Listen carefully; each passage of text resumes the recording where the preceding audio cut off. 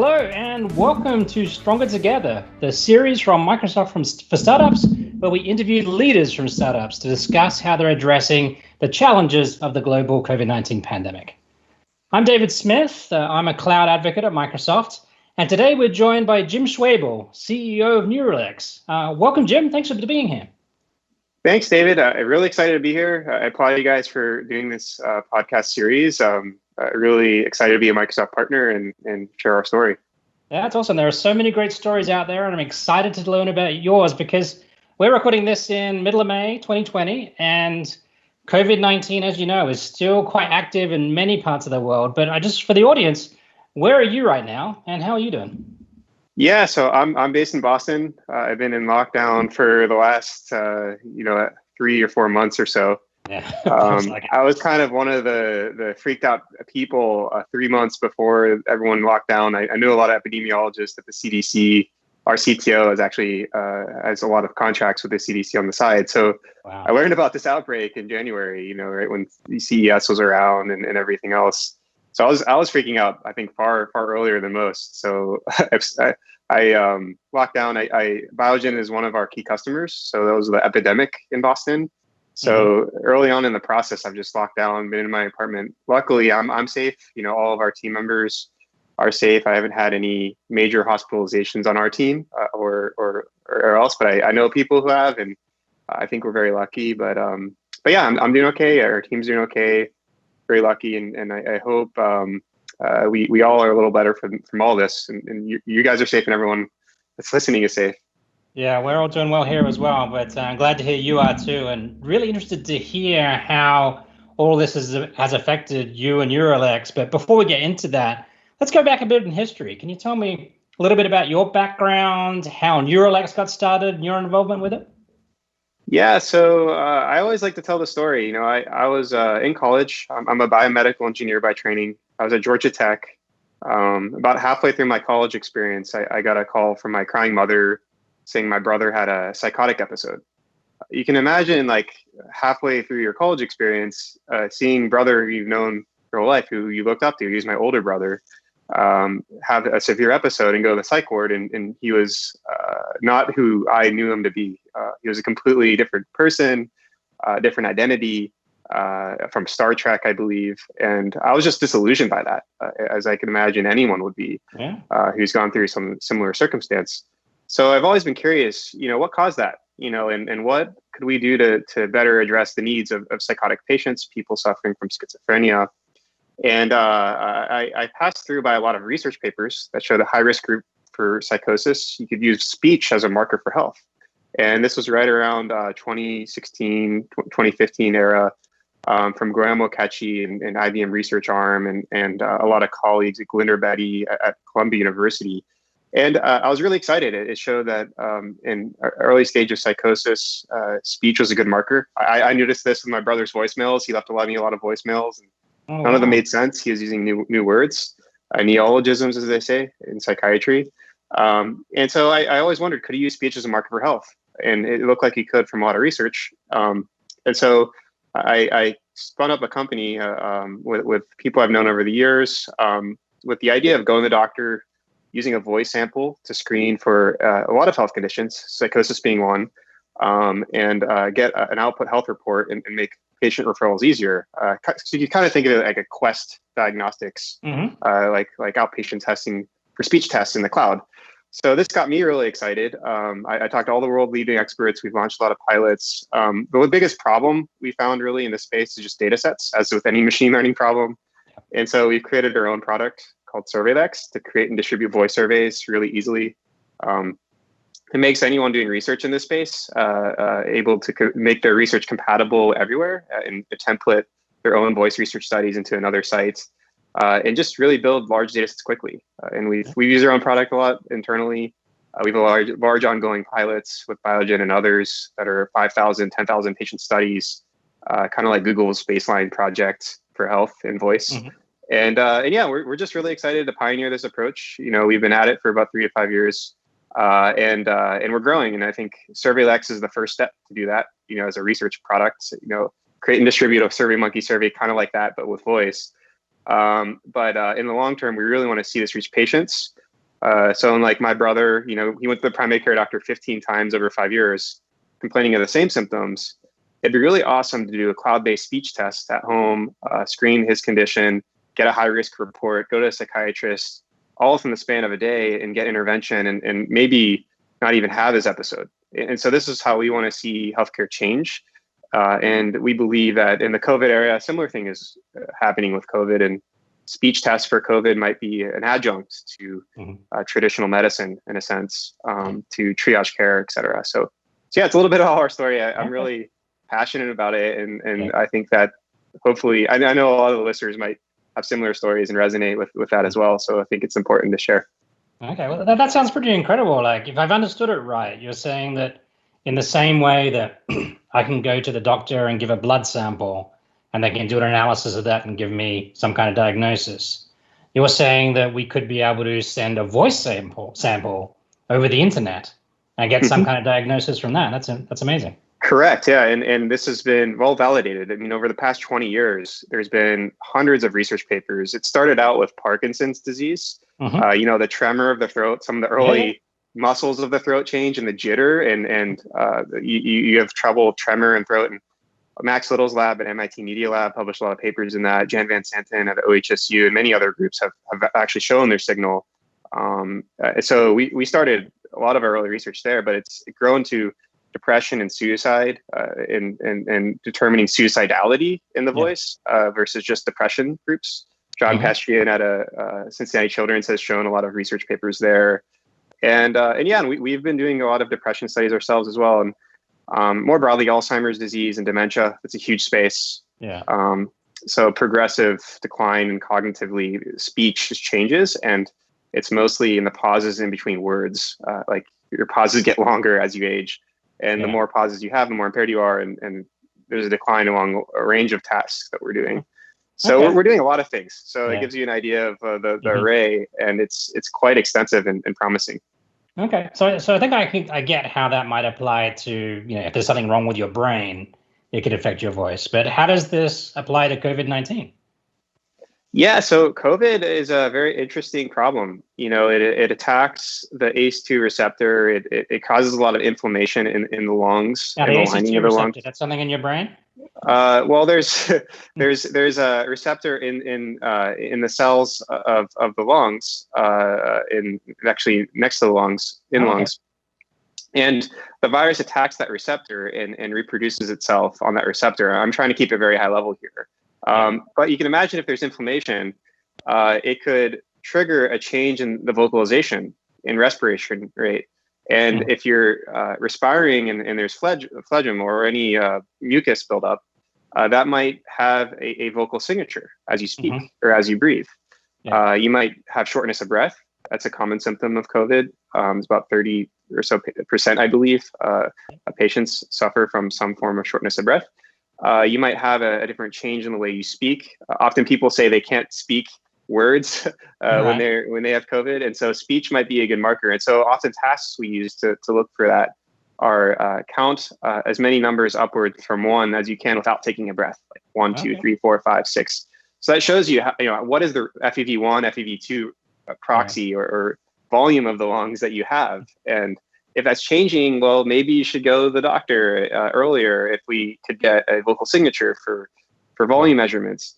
And so there's stuff like that. And so a lot of this are respiratory measures, and there has been a lot of research we've done on colds versus non-cold people with some form of virus or bacterial infection. There's clear signal there. You have a more stuffy nose. And so these are also some symptoms in COVID. You might have some stuffiness or other things. So there's a lot of little proxies, but we've partnered with a lot of other organizations to collect voice data in COVID. Vocalist Health being one. They're a big vocal biomarker company here in Boston. They've done over 2,000 patients worldwide and have launched a COVID-19 voice study, which is pretty awesome. Wow. And also there's another company called Voice Med in Europe. They're based out of Luxembourg.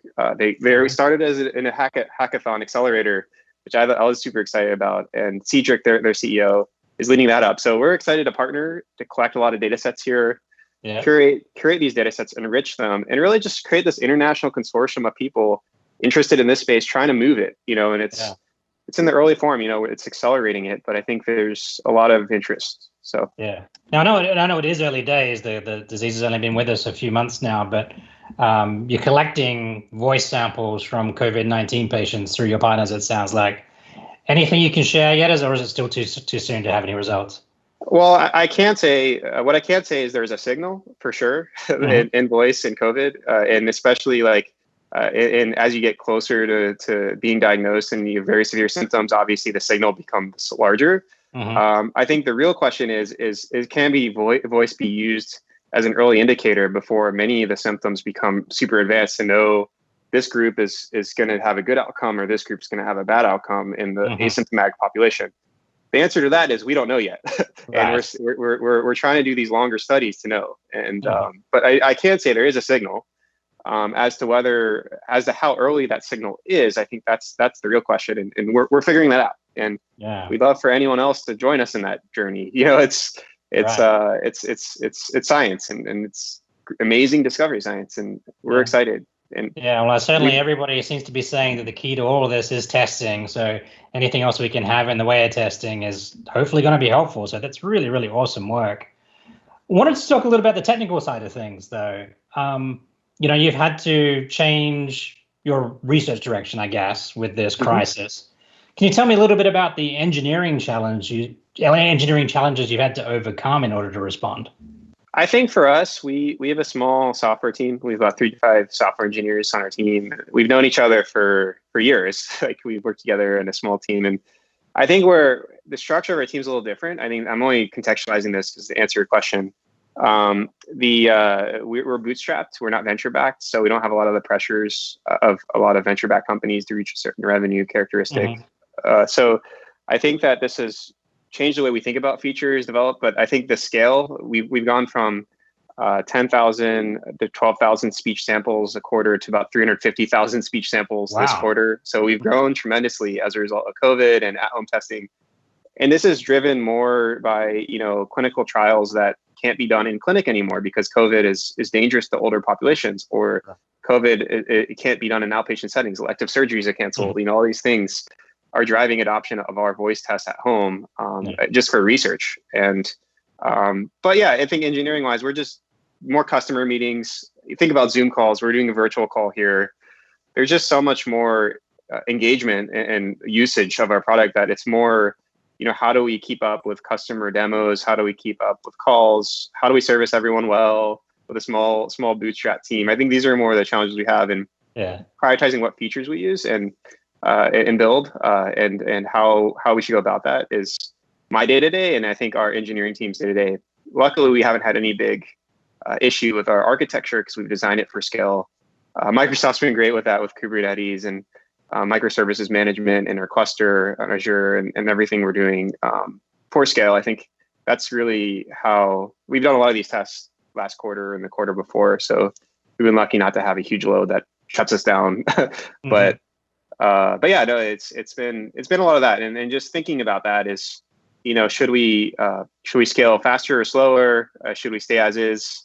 I think these are all metaphysical questions a startup faces, amid growth. And we're kind of going through that, and it's my first time through that too as a CEO. So I think I can definitely learn a lot, but I think it's just part of the process. It's a quick answer. So it sounds like you've dealt with this very, very sudden increase in scale, 10x times volume in tests you were mentioning. Yep. And you also mentioned at the beginning that Neurolex is a Microsoft for Startups partner company. Correct. Can you talk a bit about how that's helped you get to where you are, and specifically how it's helped you respond to this sort of sudden change in scale? Yeah, absolutely. So our flagship product, Neurolex, uses a microservices architecture. So we have a lot of microservices collector. We collect audio samples in a browser. We send it to our server. We do a lot of processing on a server. One of those things is transcription. And so one of the things we use beyond the Kubernetes cluster and management is transcription. So a lot of the cost for transcription, we've been able to use the cloud credits for, which has helped us accommodate the scale. Otherwise, we'd have a huge bill of transcription, and we wouldn't be otherwise being able to grow. So we're really appreciative of that. We also use GitHub as our primary, I guess, code repo repository. So once you guys acquired GitHub, we were super excited. So we really much appreciated the monthly cost decrease for us, and then also just long-term partnership there. I think it's a great acquisition, and I applaud you guys for getting more involved in open source work. We do a lot of open source work as well. And yeah, and I think in a larger capacity, we've done some code review sessions and architectural expert consults with your team.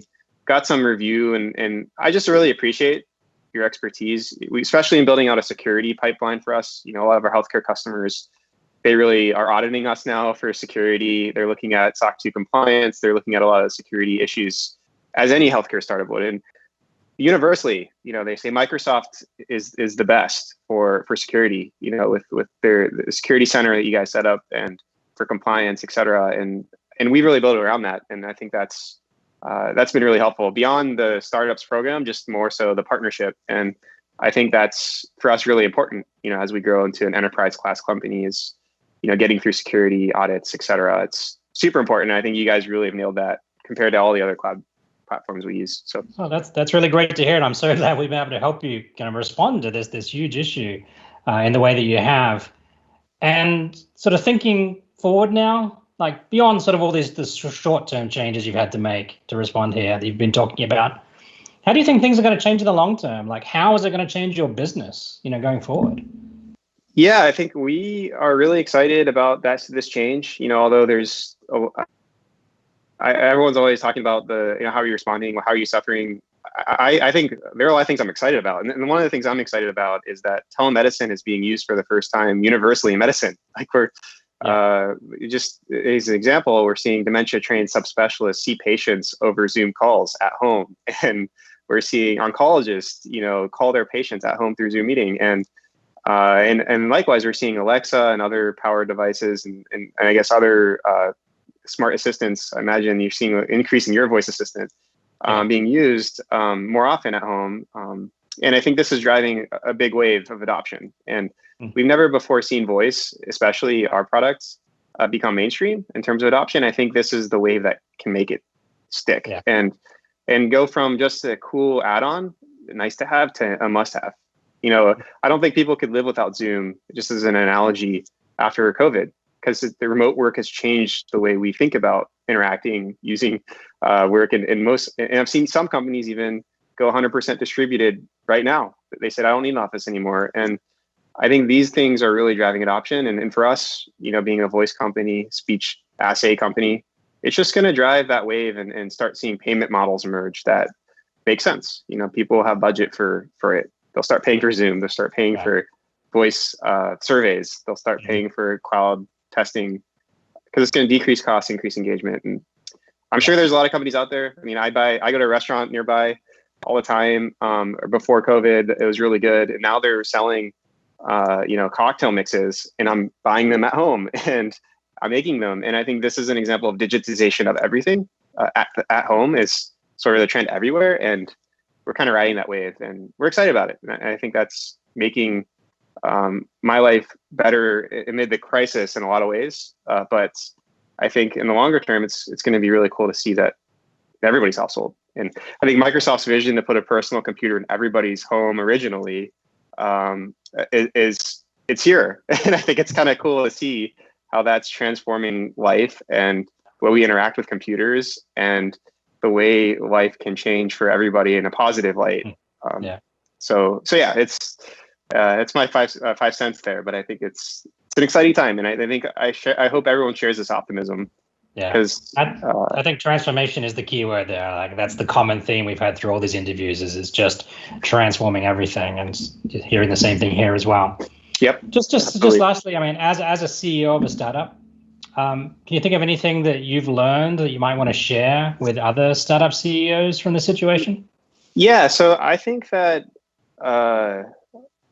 everybody who's a CEO right now is facing a different set of challenges, for one. But I could say that I think that it's really important to hold this optimism, become really rooted in your belief of the future, and really just kind of focus. I think it's you can get distracted.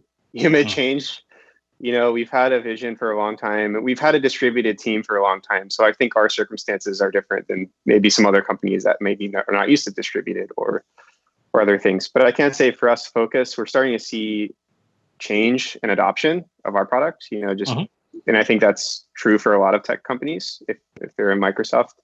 And I think it's important to know, is this adoption sustainable or is it short term? And, are you going to see customer churn now or later? And I think you kind of get a feel for that about how engaged they are. Like, are they coming back daily, weekly? We're seeing our customers, for example, create a lot of surveys, and that's a good sign. And so I think the lessons is just keep measuring stuff, keep persisting, keep experimenting. You can't stop. We're experimenting every day, new tests, new things. And I think try to keep a low burn rate. We're a bootstrap company.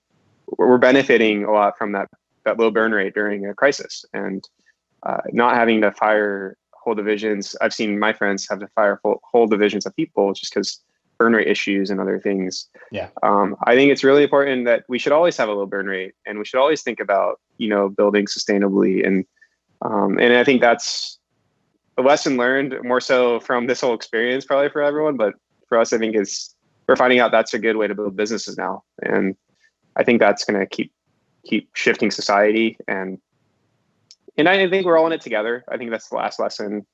I was just part of BetaWorks Circles. They're an investor of ours.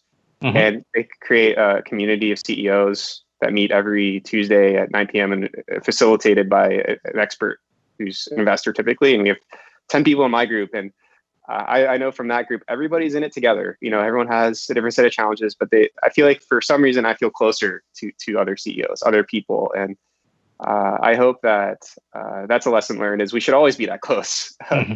We shouldn't have to have a crisis tell us that we need to know each other, communicate more. Even Microsoft and us right now are talking due to COVID. And I think that why not have this relationship? Yeah, always. And I think that's something I've learned, and you don't always have to close the door. I think this open door policy has really helped create a better humanity for all of us. Yeah, this crisis is definitely bringing people together, and that's a good thing to see. Just to wrap up, if anybody wants to know more about your company or your solution, where can they find it? Yeah, so you can learn more about our company at Neurolex, NEUROLEX .ai, and that's our core website. And then our product, Surveylex. If you want to create a distributed voice survey or try a voice survey, you can go to Surveylex at surveylex.com, SURVEYLEX.com. So yeah, definitely create a survey. I'd love to get the word out there about voice surveys. We're one of the first browser-based voice survey solutions. So, I made a Mother's Day card for my mom from all my relatives, an example. So we're not just based in healthcare, although this is where my passion's at. So if you're ever wanting to make messages or anything, that's a cool use case as well as a side. So that's great. We'll include those links in the show notes so everyone can check that out. And thank you so much, Jim, for sharing your story. Thanks for all the great work you're doing, and stay safe. Yeah, same to you. Thanks for having me. Bye now. Bye.